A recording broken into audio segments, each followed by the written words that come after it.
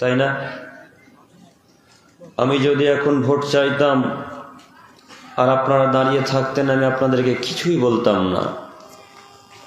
যেহেতু এখানে আল্লাহ এবং তার রাসূলের আলোচনা হবে, আর আপনি দাঁড়িয়ে বাইরে ঘুরে বেরিয়ে আল্লাহ এবং তার রাসূলকে অপমান করবেন, এটা আমি আব্দুল করিম বিন আমিনুল ইসলাম সহ্য করতে পারছি না। কাজেই আমি আপনার ছেলের মতো, আমি আপনার নাতি পোতার মতো, আমার কথাকে খারাপ নিয়েন না। আমি যেমন নিজে জান্নাতে যেতে চাই, তেমনি আমি আপনাদেরকে জান্নাতে নিয়ে যেতে চাই বলে এই জটিল ও কঠিনভাবে বাক্য ব্যবহার করছি। একটু আমার কথা লক্ষ্য করবেন।